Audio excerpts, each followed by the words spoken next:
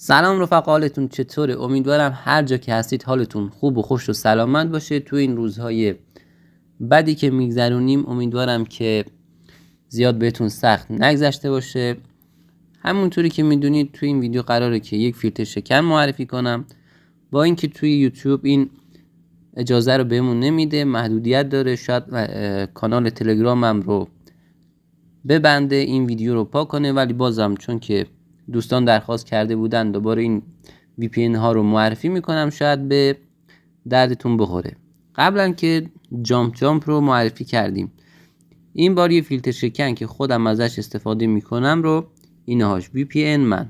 خیلی فیلتر شکن خوبیه، تا اینجا خیلی خوب کار کرده. اینجا چند سرور قوی داره، اینجا میتونید نگاه کنید با پینگ 150 154 140 170 و کشورهای مختلف.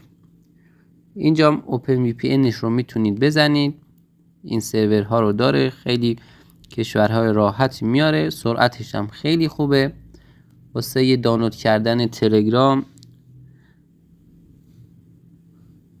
واسه استفاده کردن از تلگرام، یوتیوب، اینستاگرام، اینجا میتونید سرورهاش رو همش رو تست کنید. خیلی سرعتش خوبه. حالا این چطوری کار میکنه؟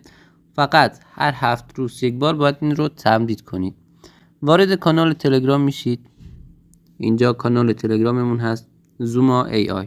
اینجا واسهتون برنامهش رو گذاشتم، میتونید برنامهش رو اینجا دانلود کنید. واسهتون پروکسی هم گذاشتم، میتونید از این پروکسی هم استفاده کنید. بعد وقتی که این فیلتر شکن رو نصب کردید میتونید وارد رباتش هم بشید. همون رباتش زیرش اینو کامنت میکنم واسهتون که استفاده کنید.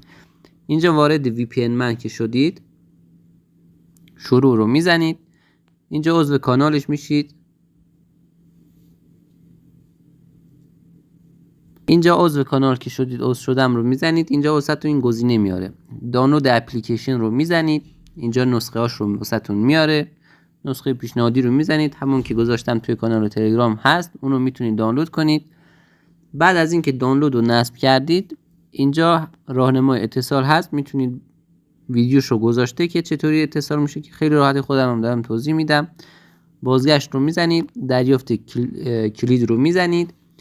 اینجا بهتون یک کلید 7 روزه میده. اینجا وقتی که پیام واسهتون اومد کلید شما آماده است، دستتون رو این کلید میزنید، کلید شما خودش کپی میشه. وارد برنامه میشید، اونجا خیلی راحت این کلید رو میزنید و 7 روز به طور نامحدود ازش استفاده میکنید. خیلی فیلتر شکن خوب و سرعتش عالیه.